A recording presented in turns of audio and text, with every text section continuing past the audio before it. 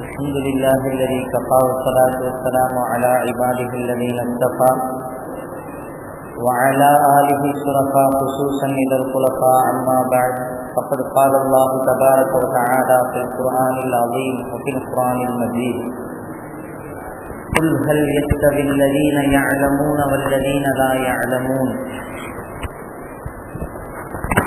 وفي الآية الأخرى إنما يخشى الله من عباده العلماء. وقال نبينا صلى الله عليه وسلم إنما الأعمال بالنيات وإنما لكل امرئ ما نوى فمن كانت هجرته إلى الله ورسوله فهجرته إلى الله ورسوله ومن كانت هجرته إلى الدنيا أو إلى امرأة يتزوجها فهجرته إلى ما هاجر إليه أو كما قال عليه الصلاة والسلام. صدق الله وصدق رسول الله صلى الله عليه وسلم. எல்லா புகழும் புகழ்ச்சியும் ஏக வல்லவனாம் அந்த அல்லாஹ் ஒருவனின் மீதே உரித்தாகட்டுமாக.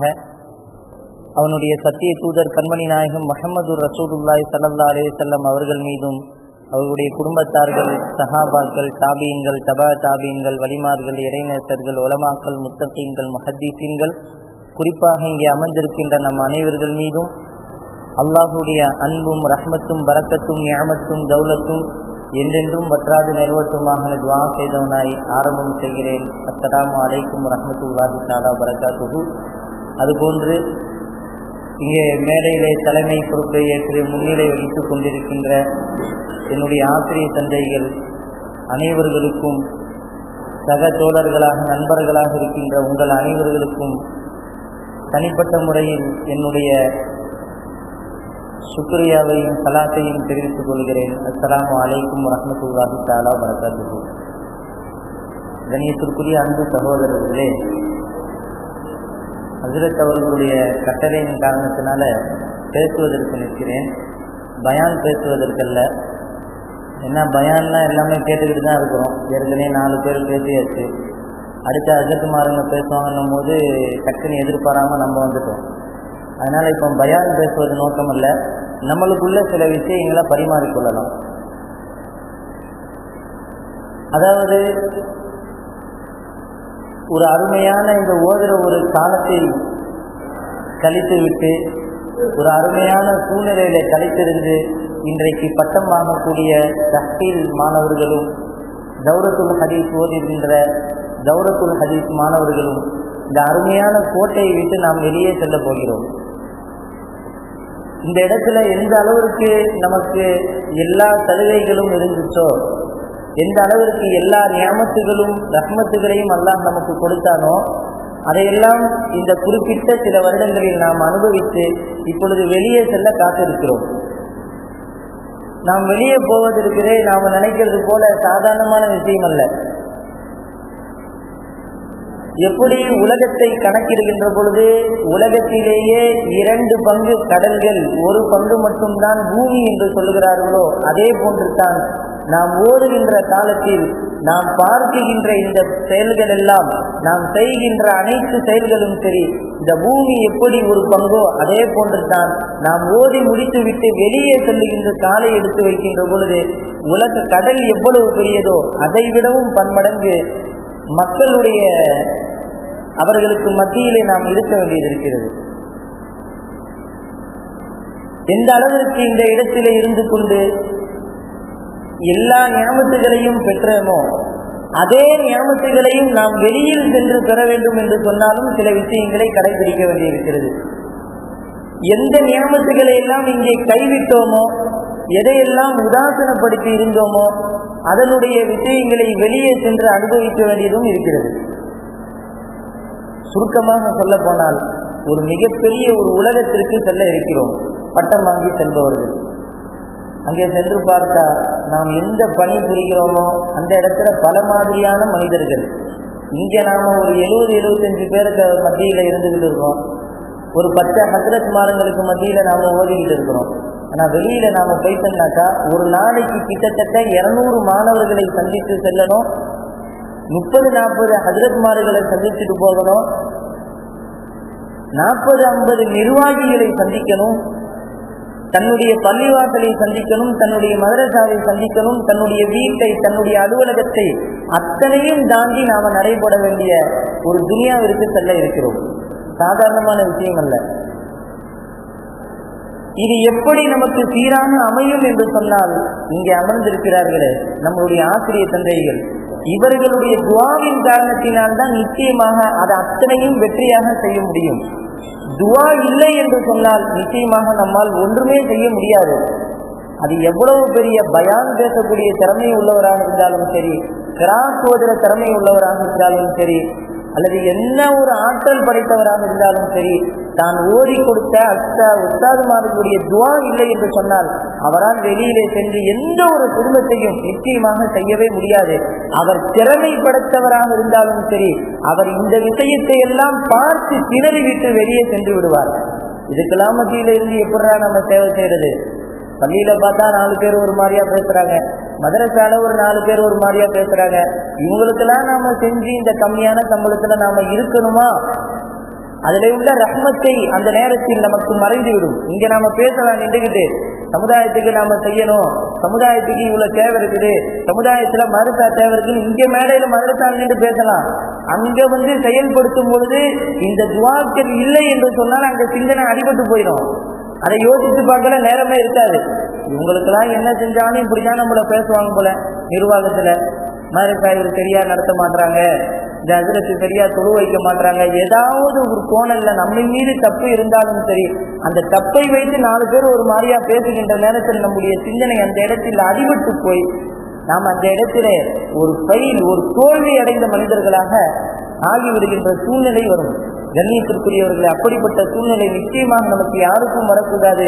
அதற்கு முதல் தேவை நமக்கு ஓதி கொடுத்த நம்முடைய உஸ்தாத்மார்களுடைய தேவை துஆ. இவர்களுடைய துஆவை பெறுவதற்காக வேண்டி நாம் அனுதினமும் கஷ்டப்பட்டு அவர்களுடைய துஆவை பெறுவதற்கு முயற்சி செய்ய வேண்டும். அடுத்தபடியாக நம்ம இப்போ வெளியில செல்றோம். வெளியில சென்றதற்கு பின்னாடி அங்க பல சூழ்நிலைகள் இருக்கும், பல நேரம் நம்ம சந்திக்க வேண்டிய நிர்பந்தங்கள் அந்த இடத்துல ஏற்படும். முதல்ல என்ன தெரியுமா விஷயம், சில பேர் நினைச்சுப்பாங்க நம்ம வெளியே போயிட்டோன்னு ஓதி முடிச்சு போயிட்டு நம்ம கிட்ட இந்த திறமை இருக்கு அந்த திறமை இருக்குது, நம்ம போய் இந்த நிர்வாகத்துல நம்ம அந்த பள்ளியில இந்த மதரசாவோட பேசி அப்படி இப்படின்னு பல சேவைகளை செய்யலாம் நினைச்சுப்போம். அதெல்லாம் ஒரு பக்கம் இருந்தாலும் முதல்ல கடைபிடிக்க வேண்டிய விஷயம் என்ன தெரியுமா, நாம் வெளியில் சென்றதற்கு பின்னால் மூத்த உலமாக்களை, மூத்த ஆலிம்களை மதிக்க வேண்டும், அவர்களுக்கு கண்ணியம் தரணும். இன்றைக்கும் சரி எத்தனையோ சில இளம் ஆலிம்கள் வெளியே வந்துடுறாங்க. அது குறிப்பா இந்த ரமலானுக்கு பின்னாடி ஒரு 3-4 மாசம் பாத்தீங்கன்னா எல்லா மஹல்லாக்கள்லயும் சில அட்டகாசம் நடக்கும். அது யாருன்னு பார்த்தா அப்பதான் பட்டா வாங்கிட்டு வந்திருப்பாரு, மண்பையா இருப்பாரு, இல்ல பாக்கையா இருப்பாரு, வெளியே இருந்து வந்திருப்பாரு. அந்த ஒரு ஜோஷ்ல என்ன செய்யறது, இருக்கிற அஜர்த்துங்களை பார்த்துட்டு அப்படியே ஊர்ல ஏங்க இவரு தொழு வைக்கிறாரு, எப்பவுமே இப்படிதானே இவரு பயான் இப்படிதான் பேசுவாரா, அதாவது இவர் கேட்கிற கேள்வியில அவங்கள பார்த்து அப்படியே தரக்குறவான்னு நினைக்கிற மாதிரி. கண்ணியத்திற்குரியவர்களை அப்படி யாருமே செய்யவே கூடாது. இந்த விஷயத்தை முதல்ல நாம கவனத்துல வச்சுக்கணும். நம்ம மொஹல்லாவுக்கு போயிட்டு வந்தாக்கா அவங்க இருப்பாங்க 35-40-45 வருஷமா நமக்கெல்லாம் ஓதி கொடுத்த ஒரு உஸ்தாதா இருப்பாங்க. அவங்கள பார்த்துட்டு அவங்க என்ன செய்யக்கூடாது, குறை சொல்லக்கூடாது.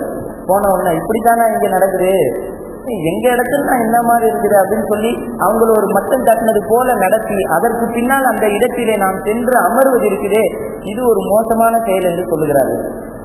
இது அவர்களுடைய பதுவாவிற்கு கூட நாம ஆளாகி விடுவோம். அல்லாஹ் காப்பாற்ற வேண்டும்.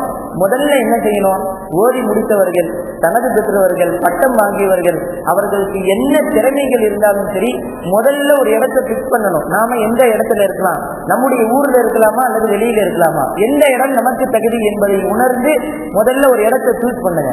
சூஸ் பண்ணிட்ட பின்னாடி அப்புறம் நாம என்ன செய்யணும், நம்முடைய மொஹல்லால இருக்க போறோமா அல்லது பக்கத்து மொஹல்லாக்கு சிம்மதுக்கு போறோமா, அந்த இடத்துல இருக்கக்கூடிய நிர்வாகிகள் அவர்களும் வேண்டும், அது 2ஆம் பட்சம். ஆனால் முதல் அந்த இமாமத் செய்கின்ற அந்த மூத்த ஆலிமை சென்று சந்திக்கணும், பேசணும். அதற்கு இது போல நான் இன்னும் முடிச்சு வந்திருக்கேன், இதையெல்லாம் நாம செய்யலாம்னு இருக்கிறோம், நீங்க என்ன சொல்றீங்க?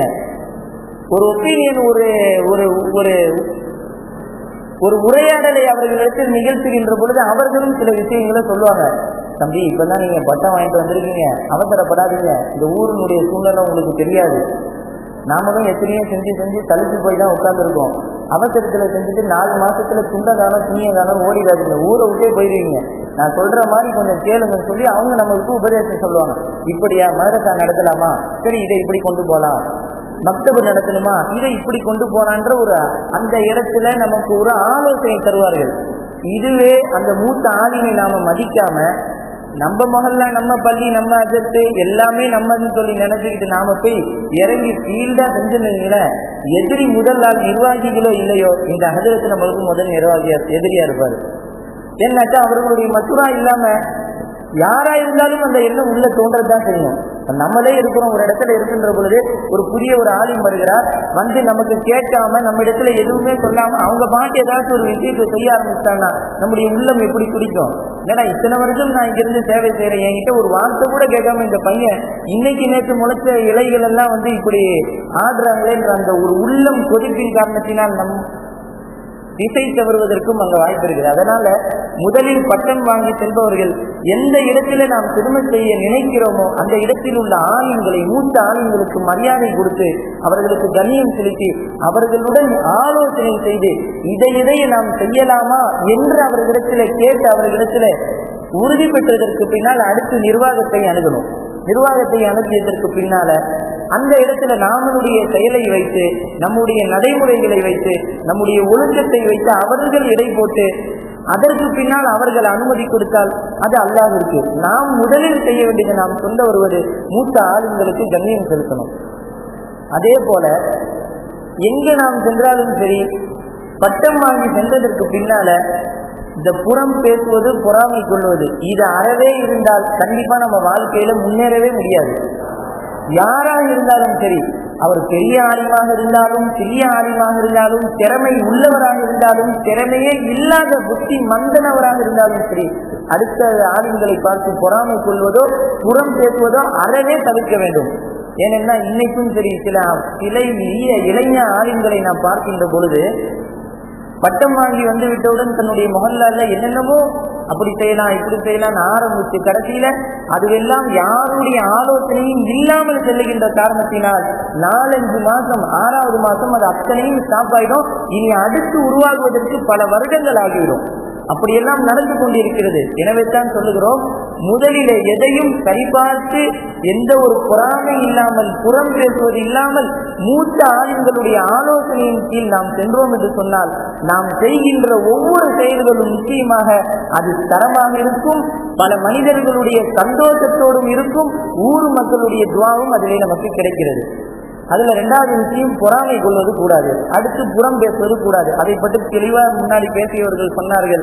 சகோதரர்கள், இந்த புறம் பேசுவதனால என்ன தெரியுமா விளைவு ஏற்படுது? நாம ஒரு நல்ல சேவையை செய்யலாம் நாம நினைச்சுக்கிட்டு இருப்போம். ஆனா வேற ஏதாவது ஒரு பள்ளியில இருக்கின்ற பொழுது அங்கே இருக்கின்ற ஒரு இமாம்கிட்ட போயிட்டு இந்த மாதிரி ஹஜ்ரத் நாமளும் நம்ம மொஹல்லால இருக்கிறோம், எங்க செய்யலாம்னு பார்த்தா இந்த ஹஜ்ரத் விடவே மாட்டுறாரு, எப்படா இவன் வந்துருவான்னு சொல்லி பார்த்துட்டு ஒரு பொறாமையாவே இருக்காரு. அவர் உள்ளத்துல அப்படி நிச்சயமா இருக்க போறதில்லை. எந்த ஆலிமும் அப்படி நினைக்க மாட்டார்கள். நாம அப்படி பிறருக்கு முதுகுக்கு பின்னால் பேசுவதனால் இதனுடைய விளைவு என்ன தெரியுமா? இவங்க கேட்கறது போல கேட்டுருவாங்க. இவங்க பக்கத்து பள்ளி இமாமாக இருந்தாலும் சரி, நாளை ஒரு நாள் ஜமாஅத்துல் உலமாவுடைய கூட்டத்துல சந்திக்கின்ற பொழுது இன்னும் உங்க மஹல்லால ஒரு பையன் சின்ன பையன் வந்துக்கிட்டு இந்த மாதிரிலாம் செஞ்சுக்கிட்டு அப்படி இப்படின்னு சொல்லி ஏதாச்சும் ஒன்று சொல்றது இல்லை. இன்னும் கொஞ்சம் சண்டை முற்றி போகி பொறாமைகள் முற்றி போகி நாம் செய்ய நினைத்த சிறுமத்துகள் அத்தனையும் அடியோடு அழிந்துவிடும். அதற்கு பின்னால் நாமும் மண்டை குழம்பி போய் திறனிட்டு போயிடுவோம். பிசினஸ் லைனு வியாபாரம் அது இது இப்படியே நாம போயிடுவோம். எனவே தான் சொல்லுகிறோம், மூத்த ஆளுங்களோட ஆலோசனையோடு செல்ல வேண்டும். அதற்கு பின்னால் மற்ற ஆளுங்களின் மீது பொறாமை கொள்வது கூடாது, அவர்களை பற்றி முதுகுக்கு பின்னால் புறம் பேசுவதும் கூடாது. எனவே இந்த விஷயத்தில் மாணவர்களாக இருக்கின்ற நானும் சரி நீங்களும் சரி நிச்சயமாக கவனத்தோடு செயல்பட வேண்டும். அதற்கு பின்னால் கடைசி ஒரு விஷயம் சொல்லி முடித்து விடுகிறேன். கண்ணியத்திற்குரியவர்களே, இளைய ஆளுங்களே, நிச்சயமாக நம்மளை வைத்து இந்த சமுதாயம் எவ்வளவோ பல எதிர்பார்ப்புகளோடு காத்துக் கொண்டிருக்கிறது. எந்த ஆலிமாவது என்னுடைய மஹல்லாவை செழிப்பாக ஆக்குவாரா, என்னுடைய மஹல்லாவில் மற்ற மதரசாக்களை உருவாக்குவாரா? என்னுடைய மஹல்லாவிலே மதரசாக்கள் ஓதுகின்ற ஹிஃப்து மதரசாக்கள், ஆலிம் மதரசாக்கள், நிஸ்வான்கள் உருவாக்குவாரா? என்னுடைய மஹல்லாவிலே பயான்களை செய்வதற்குரிய ஒரு வாய்ப்புகளை ஏற்படுத்தி தருவாரா என்று எல்லா மஹல்லாக்களிலும் மக்கள்கள் எதிர்பார்த்து கொண்டிருக்கிறார்கள். ஆனால் செய்வதற்கு தான் நாம் தாங்கிக் கொண்டு பின்னால் சென்று கொண்டிருக்கிறோம். இன்றைக்கும் பட்டம் வாங்கி வந்த சில மாணவர்களிடத்திலே நாம் கேட்டால் அல்லாஹ் பாதுகாக்க வேண்டும் சொல்லுகிறார்கள். என்ன இந்த சமுதாயத்தில் செய்து சம்பாதித்து விட போகிறோம்? என்ன செய்தாலும் அந்த 7 ரூபாய் 8 ரூபாய் சம்பளம் தானே, அதை விட்டு நாம் உயரப்போவதே இல்லையே. அதற்கு பதிலாக நாம் ஒரு வியாபாரத்திற்கு சென்றால், ஒரு பிசினஸை பார்த்தால் மாசத்திற்கு இவ்வளவு சம்பாதிக்கலாம் அவ்வளவு சம்பாதிக்கலாம் என்று உங்களுடைய சிந்தனைகள் யோசிக்கிறது. இது நிச்சயம் ஒரு தவறான ஒரு சிந்தனை.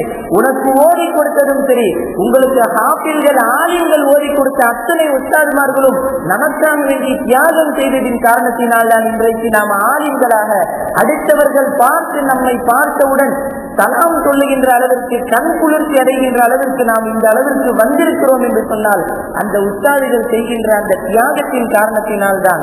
அதையெல்லாம் மறந்துவிட்டு இந்த வேலையே நமக்கு தேவையில்லை, இது ஒரு 2ஆம் பட்சமாக வேலை வைத்துக் கொள்ளும், முதல் வேலையாக வியாபாரத்தில் பிசினஸில் இறங்கி விடுவோம் என்று நாம் நினைத்தோம் என்று சொன்னால் நிச்சயமாக வளர்வது போன்று தெரிந்தாலும் நாளை ஒரு நாள் நாம் மடிந்து கீழே கிடந்து கொண்டிருப்போம். அந்த நேரத்திலும் நமக்கு கை கொடுத்து உதவுவது மக்தப் மதரசாவோ பள்ளிவாசலில் இருக்கின்ற இமாமத்தோதான். இன்றைக்கும் எத்தனையோ ஆலிம்கள், நன்றாக ஓதியவர்கள், கற்றுத் தேறியவர்கள், பயான் திறமை உள்ளவர்கள், எழுத்து திறமை உள்ளவர்கள், பேச்சு திறமை உள்ளவர்கள், அத்துணை ஆலிம்களும் சற்று வழி தவறி சென்றதின் காரணத்தினால் வளர்வது போன்று இருந்தாலும் இன்றைக்கும் அவர்கள் கீழே விழுந்து கிடந்து சில இடங்களில் பார்த்தால் பள்ளியிலே சேர்ந்திருக்கிறார்கள், மக்தப் மதரசாக்களிலே ஓதி கொடுத்துக் கொண்டிருக்கிறார்கள். ஏன்? அவர்களுக்கு இந்த சிந்தனை ஆரம்பத்திலேயே வந்திருந்தால் அவர்களின் மூலமாக எத்தனை மதரசாக்கள் உருவாகி இருக்கும், எத்தனை மாணவர்கள் உருவாகி இருப்பார்கள். நாம் பெரிய மதரசாக்களுக்கு ஓதி கொடுக்க போகிறோம், ஓதி கொடுக்க போவோம், அப்படி வாய்ப்பு இல்லை என்றால் வியாபாரத்திற்கு போவோம் என்ற எண்ணம் இருக்கக்கூடாது. அனைவரும் இதை நினைத்துக் கொள்ளுங்கள். நான் ஓதி கொடுப்பது பெரிய கிதாபாக இருந்தாலும் சரி, பெரிய எஸ்எர்னல் குரானாக இருந்தாலும் சரி, நான் ஒரு மாணவனுக்கு கல்வி கற்றுக் கொடுக்க வேண்டும் என்ற எண்ணம் நம்முடைய உள்ளத்தில் இருக்குமானால் அல்லாஹ் நம்மை உயர்த்தி விடுவார். சாதாரணமான விஷயம் இல்லை மக்தப் ஓதி கொடுக்கிறது. நாமளாவது பெரிய கிதாபுல சீட்டு வந்து உட்காடுறோம், பெஞ்சில் உட்காந்துக்கிட்டு போயிடுறோம், கேட்கறது சின்னாயிருக்கு பண்றோம், எழுதிக்கிறோம், அதை போய் மனப்பாடம் செஞ்சுட்டு பரீட்சையில் எழுதி பாஸ் ஆகிட்டு ஆணிமாயிடுறோம். ஆனால் மக்தப் மதரசாவை நடத்துவதற்கு சாதாரணமான விஷயம் அல்ல. ஒரு மாணவனுக்கு கஷ்டப்பட்டு அடித்து அடித்து அலிஃப் பே தே என்று நீங்கள் சொல்லிக் கொடுக்கின்ற அந்த சொல்லுகளிலே அல்லாஹ் பார்த்து சந்தோஷப்படுகிறான். அந்த மாணவனுடைய உள்ளத்திலே வருகின்ற பொழுது, அவருடைய நாவிலே இருந்து வருகின்ற பொழுது அல்லாஹ் சந்தோஷப்படுகிறான், பார்க்கிறான். இவ்வளவு கஷ்டப்பட்டு என்னுடைய தீனுல் இஸ்லாத்திற்காக வேண்டி மக்தபே இல்லாத இடத்தில் இவர் மக்தப் உருவாக்கி கொடுத்து அலிஃபே தெரியாத இவனுக்கு வாயிலே சொல்லு சொல்லு என்று அடித்து சொல்லுகிறானே, இவனுக்கு நான் எல்லாம் கட்டுப்பட செய்வேன் என்று அல்லாஹ் தஆலா நமக்கு எல்லா உதவிகளையும் தந்து விடுவார். இதே போன்று மக்தப் மதரசாவை நடத்துவதனால அல்லாஹ்வுடைய திரு பொருத்தத்தையும் பெற முடியும். சகோதரர்களே, இன்றைக்கும் பழைய ஆளுங்களை நாம் பார்த்தால் அவர்கள் எல்லாம் ஆரம்பத்திலே மக்தப் ஓதி கொடுத்துத்தான் வளர்ந்திருப்பார்களே ஒழிய, ஆரம்பத்திலே எடுத்தவுடன் நாம் நினைப்பது போல பெரிய கிதாபு, பெரிய பயானி. நிச்சயமாக ஒரு மக்தப் ஓதி கொடுத்தான் என்றால், ஒரு மக்தபை டெவலப் பண்ணி அந்த மக்தபை சரியான முறையில் நடத்தி கொண்டு சென்றிருந்தான் என்றால் அவனை தேடி எல்லா விஷயமும் வரும். இன்றைக்கும் சென்னையில நடக்கிறது. சில சிஸ்டத்தின் பிரகாரம், சில வழிமுறைகளின் பிரகாரம், அல்லது நாம் பாடத்திட்டத்திற்கு போகிறோமோ இல்லையோ, நமக்கென ஒரு வழிமுறையை ஏற்படுத்திக் கொள்ளணும். முதல் விஷயம் அது ஒன்று இருக்குது. நம்ம ஓதி முடிச்சு போயிட்டு இங்கிருந்து ஓதி வந்தா அப்படி இப்படிலாம் இருக்கக்கூடாது. முதல் விஷயம் நமக்குன்னு ஒரு வழிமுறை இருக்கணும். இந்த டைம்ல இந்த அஜரத் இந்த இடத்துல இருப்பாரு, இந்த டைம்ல இங்க இருப்பாரு, இந்த பள்ளியில இப்ப சொல்லுவாரு, இந்த மதரசால இந்த டைம்ல இருப்பாருன்னு ஒரு வழிமுறையை ஏற்படுத்திக்கோங்க. இது ரொம்ப முக்கியம். ரொம்ப பேர் இது செய்ய மாட்டாங்க. இளைய ஆளுங்களும் சரி, அந்த வழிமுறை இல்லாததின் காரணம் அவராயா அவர் எங்கேயாச்சும் வீட்டுக்கு போயிருப்பாரு, சினிமாவுக்கு போயிருப்பாரு. உண்மையிலே இப்படி எல்லாம் நடக்கிறது சென்னையில. அசருக்கு என்னங்க துணை இமாமா இருக்கிறாரு, மக்தப் போதி தராரு, பள்ளியிலே இருக்கிறது இல்லை, அசருக்கு பின்னாடி மக்தப் போதி கொடுத்துட்டு தானா போயிடுறாரு, நைட்டு 11 மணிக்கு வராரு, அவங்களுக்குள்ள பேசிக்கிறது. அவர் உண்மையாலே எங்கேயாவது தேவைக்கு வீட்டுக்கு போயிருந்தாருன்னு கூட அவர் பீச்சுக்கு தான் போயிட்டு வந்தாருங்கிற பட்டம் கட்டி விடுவார்கள். எனவே கண்ணியத்திற்குரிய இளம் ஆளுங்களை நாம் நமக்கு ஒரு வழிமுறையை உருவாக்கி கொள்ளணும்.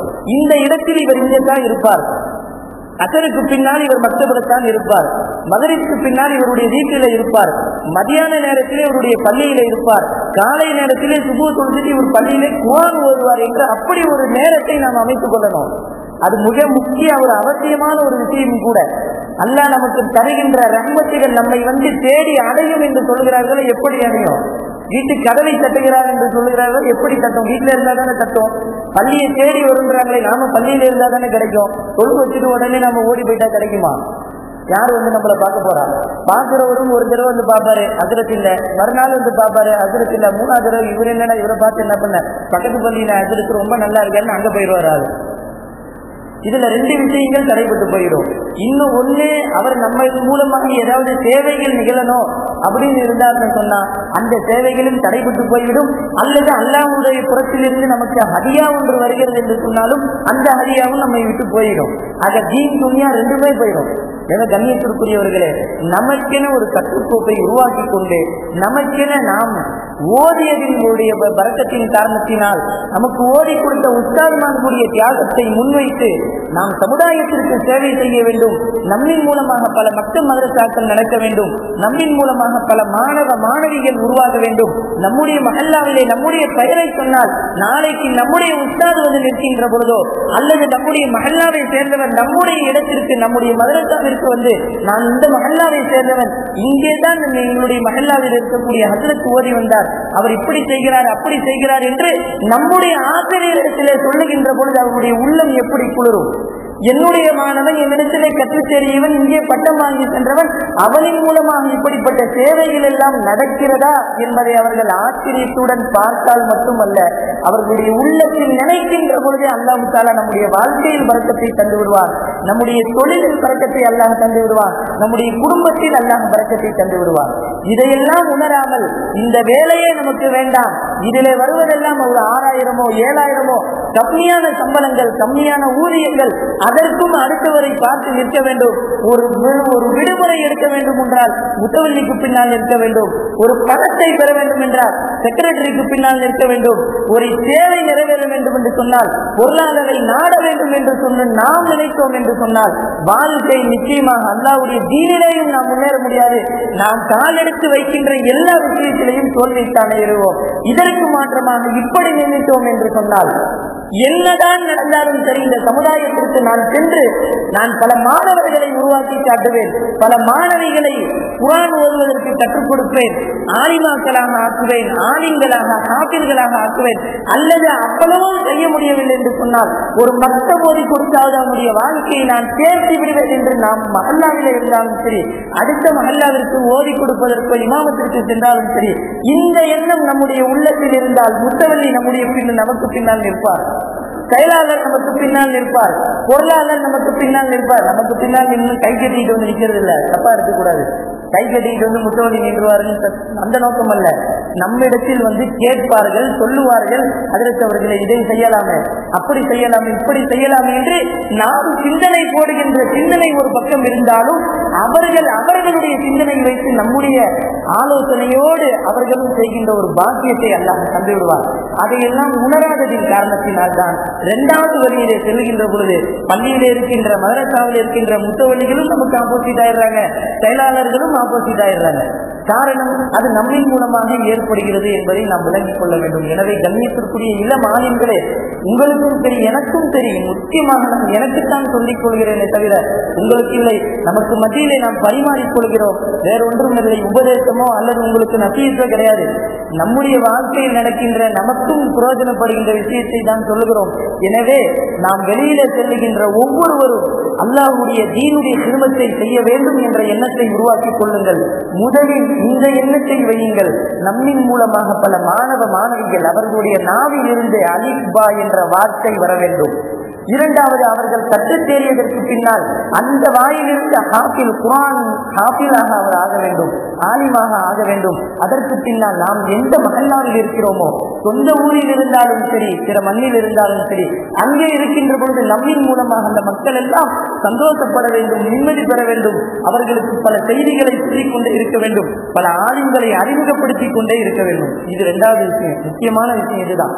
நாம நினைச்சுக்கலாம், நாம தானே மஹல்லாவில் இருக்கிறோமே, நல்லா பயான் பேசுறோமே, நல்லா ஓதுறோமே, மதரசாவை நடத்துறோமே, நாமளே எல்லாத்தையும் மெயின்டைன் பண்ணிட்டு போறோன்ற அந்த எண்ணத்தை 2ஆம் பட்சமா வைக்கணும். முதல் பட்சம் நமக்கு ஓதி கொடுத்த உஸ்தாதுமார்களை அங்க வர வைக்கணும். ரொம்ப பேர் இது செய்வதை நாம் தவறு விடுகிறோம். ஒவ்வொரு வாய்ப்பாக ஏதாவது ஒரு சின்ன வாய்ப்பு இருந்துச்சுன்னா கூட அந்த இடத்துல பேசி இது போல எங்களுடைய உஸ்தாதுகளை அந்த சுச்சுவேஷனுக்கு தகுந்தாப்புல ஒவ்வொரு உஸ்தாதுகளை கூப்பிட்டுக்கணும். எந்தெந்த நேரத்திற்கு எப்படி தேவையோ அது போல அதற்கு மட்டப்படுத்துவதல்ல, பார்த்து யோசித்து.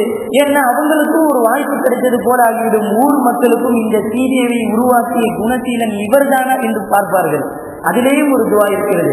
அந்த ஊருக்கு வந்து நம்முடைய உஸ்தாதுகளோ ஆசிரியர்களோ வந்து இருக்கின்ற பொழுது, உங்களுடைய மாணவர் தானா, இவரின் மூலமாக உங்களுடைய ஊர்ல இப்படி சிறப்பு கிடைச்சிருச்சு, ஓதாம மக்தபே இல்லாம இருந்துச்சு, இன்னைக்கு மக்தப் உருவாயிருச்சு, மதரசாக்களே இல்லாம இருந்துச்சு, மதரசாக்கள் உருவாயிருச்சு, இப்படிப்பட்ட சேவைகள்லாம் நல்ல முறையில் நடக்குது, ரொம்ப சந்தோஷம் சொல்லி அவர் சொல்லுகின்ற அந்த அவர்கள் கேட்கிறார்களே அதுவும் கூட நமக்கு துவாக மாறும் நண்பர்களே. எனவே கண்ணியத்திற்குரியவர்களே, நம்முடைய உஸ்தாதுமார்களை நம்முடைய மஹல்லாவிற்கு வரவழைக்க வேண்டும். நம்முடைய சொந்த பந்தம், நம்முடைய உற்றார் உறவினர், நம்முடைய குடும்பத்தினர்கள், நம்முடைய மஹல்லாவை சேர்ந்தவர்கள், அடுத்த மஹல்லாவை சேர்ந்தவர்கள், நமது ஊர்வாசிகள், நம்முடைய நண்பர்கள், தோழர்கள் அனைவர்களுக்கும் நமக்கு ஓதி கொடுத்த உஸ்தாது யார் என்பதை காண்பிக்க வேண்டும், கண்ணியப்படுத்தி காண்பிக்க வேண்டும். அதற்குண்டான முயற்சிகளை செய்ய வேண்டும். 2வது தான் நாம் செய்கின்ற சேவைகள் எல்லாம் ஒரு பொம்மை போல. அல்லாஹ் தஆலா சொல்லுவான் அல்லவா, இன்னமல் ஹயாத்து துன்யா லஅிபும் வலஹு, உலகத்தினுடைய வாழ்க்கை வீண் விளையாட்டு. நாம் செய்து கொண்டிருப்பது அந்த இடத்திலிருந்து விளையாட்டுத்தான். ஒரு விளையாடுவது போல மதரசாவை நடக்கணும், பள்ளியில தொழு வச்சோம், அப்படி இப்படின்னு செஞ்சோம், எல்லாமே நடக்கும். ஆனால் அதுவெல்லாம் மெயின் சுவிட்சாக இருக்கிறது. நம்மை இயங்க வைப்பதே நம்முடைய ஆசிரியர்கள் என்பதை மறந்துவிடக்கூடாது. எனவே அப்படிப்பட்ட ஆசிரியர்களை சமுதாயத்தினுடைய பார்வைக்கு நாம் கொண்டு வர வேண்டும். அதற்கு உண்டான முயற்சிகளை நாம் மேற்கொள்ள வேண்டும். நம்முடைய சும்மா இருக்கின்ற நேரங்களிலும் சரி, அதை வீணடித்து விடாமல் இதற்கும் சில வழிமுறைகளை வைத்திருக்கிறார்கள். நாம் இமாமத் செய்தாலும், தரிசலை இருந்தாலும், பாடம் எடுத்தாலும், நேரம் போக மீதி நேரங்களில் ஏதாவது ஒரு சிறிய தொகுப்புகளை எழுதுவதோ அல்லது பேசுவதோ அல்லது உரையாற்றுவதோ அல்லது வேறு ஏதேனும் ஒரு ஏற்பாடு செய்கின்ற பொழுதோ அந்த நேரத்தில் நம்முடைய உஸ்தாதுக்கு அழைப்பு கொடுத்து அங்கு வரவழைக்க செய்து அவர்களுக்கு உண்டான கண்ணியத்தை செய்கிறோமே, இது அல்லாஹ்வுடைய பார்வையில் மிகவும் ஒரு உயர்ந்த ஒரு கண்ணியமான அந்தஸ்து. ஏனென்று சொன்னால், இன்றைக்கும் உலகத்திலே எத்தனையோ மனிதர்கள் தன்னுடைய ஆசிரியர்களை உதாசீனப்படுத்தியவர்கள், அல்லாஹ் அவர்களை உதாசீனப்படுத்திக் கொண்டே இருக்கிறார். தன்னுடைய ஆசிரியர்களை மதிக்காதவர்கள் உலகம் அவர்களை மதிப்பதில்லை. ஜாலிகளிடத்திலே சிலருக்கு இருக்கக்கூடிய ஒரு கெட்ட செயல் என்றும் கூட நாம் சொல்லலாம். சிலர்களை பார்த்தால் இவரை பிடிக்காது, அவரை பிடிக்காது, யாரை பிடிக்கிறோ பிடிக்கலையோ உன்னுடைய உஸ்தாத் என்கிற கண்ணோட்டத்தோடு நாம் பார்க்க வேண்டும். அதை விட்டுவிட்டு அடுத்தவர்கள் சொல்லுகின்ற அந்த கோணல்களிலே நாம் சென்றோம் என்று சொன்னால் நாமும் கோணலாக சென்று விடுவோம். நம்முடைய சக தோழர்கள், நம்முடைய சக மாணவர்கள், நம்முடைய வயதுடையவர்கள், அது வேற விஷயம்.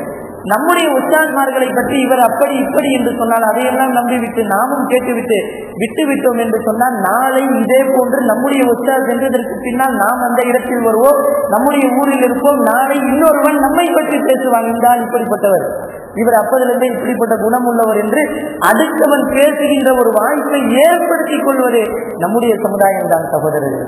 எனவே அப்படிப்பட்ட ஒரு வாய்ப்புகளை எல்லாம் நாம் இழந்து விடாமல் கையில் இருக்கின்ற நம்முடைய ஆசிரியர்களை நாம் கண்ணியம் செலுத்தி மரியாதை செலுத்தி அவர்களுடைய துஆவை பெறுவதற்கு முயற்சி செய்ய வேண்டும்.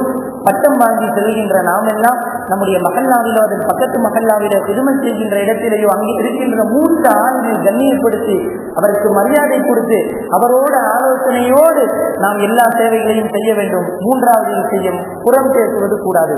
அடுத்த ஆளுமை பற்றி புறம் பேசுவோம் என்று சொன்னால் நாம் செய்கின்ற சேவைகள் அத்தனையும் அடியோடு அங்கு போயிடும், சாதாரணமா அறியாது.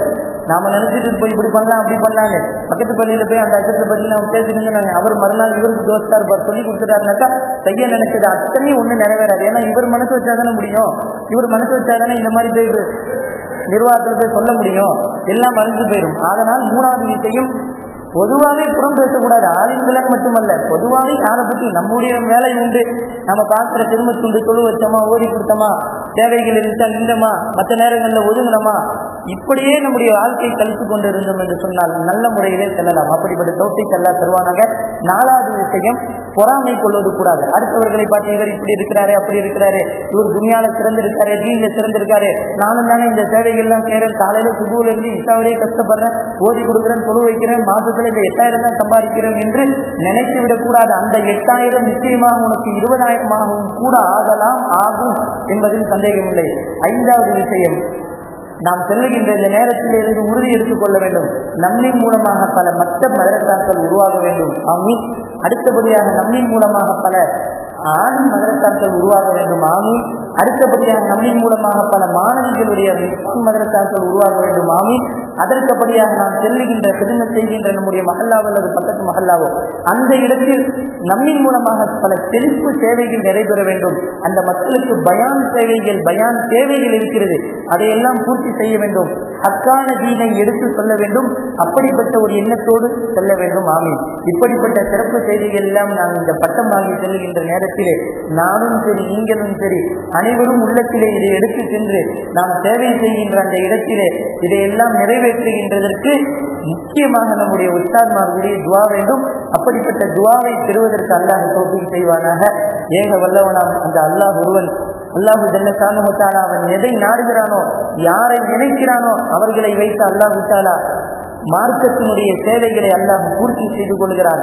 அப்படி பூர்த்தி செய்யக்கூடிய பாக்கியவான்களிலே அல்லாஹு ஜல்ல ஷானுஹு தஆலா என்னையும் உங்களையும் உலகத்தில் இருக்கின்ற எல்லா ஆளுங்களையும், நல்லவர்களையும், நிர்வாகிகளையும், முத்தவல்லிகளையும், செக்ரட்டரிகளையும், பொருளாளர்களையும், தலைவர்களையும், முன்னிலை வகிப்பவர்களையும், எல்லா மனிதர்களையும் அல்லாஹ் கபூல் செய்து கொள்வானாக என முடிக்கிறேன். கண்ணியத்திற்குரியவர்களை இறுதியாக ஒன்றை சொல்லி முடிக்கிறேன். இங்கே நான் பேசியது பயான் கிடையாது, உங்களுக்கு நசீகத்தும் கிடையாது, உபதேசம் கிடையாது. நமக்கு மத்தியில் நம்முடைய ஆசிரியர்கள் சொன்ன விஷயத்தை பரிமாறிக்கிட்டேன், அவ்வளோதான். சூழ்நிலை ஹஜ்ரத்மார்கள் எல்லாம் இருக்க வேண்டியதாக இருக்கிறதுனால அவங்களுக்கு முன்னால் பேசக்கூடிய ஒரு இது கிடைச்சதுனால அதுக்கும் நான் தௌபா செய்து கொள்கிறேன். நமக்கு மத்தியிலே தான் நாம் உரையாடி கொண்டோம். இப்படிப்பட்ட இந்த எண்ணங்களோடு இருக்க வேண்டும் என்று நமக்கு நம்முடைய ஆசிரியர்கள் சொல்லி தந்ததை உங்களுடைய காதுகளுக்கு நாம் எட்ட வைத்திருக்கிறோம்.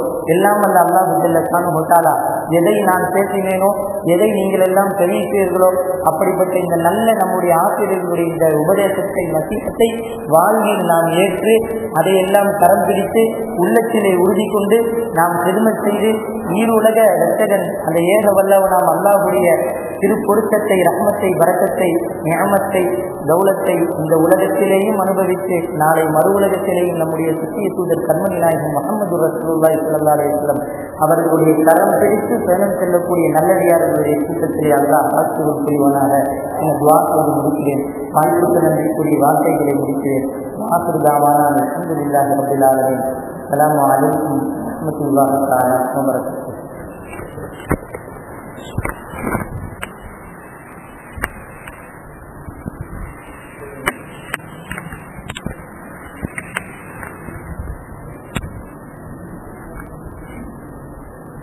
அன்பானவர்களே, மௌலவி அப்துல் ரஹ்மான், நான் ஆரம்பத்தில் பழைய மாணவர் என்று சொன்னேன். அப்பொழுதே சொன்னேன், பழைய மாணவர் என்றால் ஏதோ ஒரு 40 வருஷத்திற்கு முன்பு, 30 வருஷத்துக்கு முன்பு பட்டம் வாங்கினவர் என்று வைத்து விடாதீர்கள். 2 ஆண்டு இன்னும் நிறைவாக ஆகவில்லை. அவர் சொன்னது வாங்க ஏறக்குறைய உங்களுடைய வயது தான். இந்த 2 ஆண்டு காலத்திலே இந்த உலகத்திலே, அந்த உலகம் இந்த கடலிலே கால் வைத்து அவர் பெற்ற அனுபவங்களை சொல்லியிருக்கிறார். உஸ்தாதுகளாக நாங்கள் எல்லாம் சந்தோஷப்படுகிறோம். மாணவ பருவத்தை கடந்து ஆளின் என்ற நிலையில் 1.5 ஆண்டு காலம், 2 ஆண்டு காலம் பயிற்சி பெற்றாலும் முறையாக அவர் நிறைய பாடங்களை படித்திருக்கிறார். அதிலிருந்து நிறைய அறிவுரைகளை புரிந்திருக்கிறார்கள். இப்படித்தான் நம்முடைய ஜாமியாவுடைய மாணவர் கண்மணிகள், நிறைய கண்மணிகள் வேலை செய்கிறார்கள்.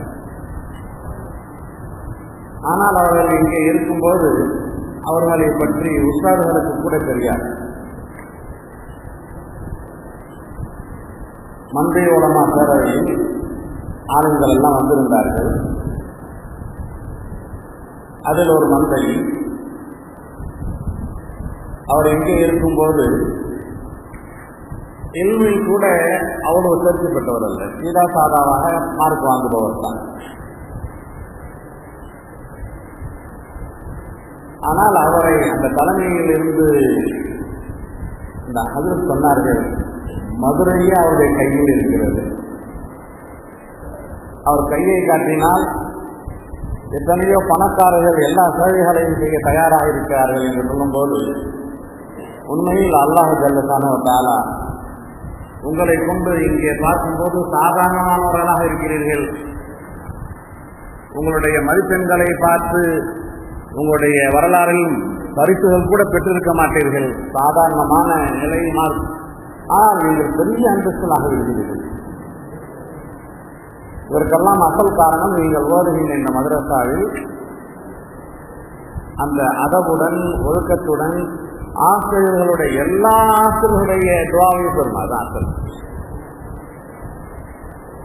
ஓதன ஆசிரியர்களும் ஓதாத ஆசிரியர்களும் பெயரை சொல்லும் போது அவரா நல்ல சாலிகான பிள்ளையாயிற்று அப்படின்னு என்ன வந்துட்டா உங்களை டாப்பில் கொண்டு போயிடும் மதரசாவுக்கு வெளியில போனோம்.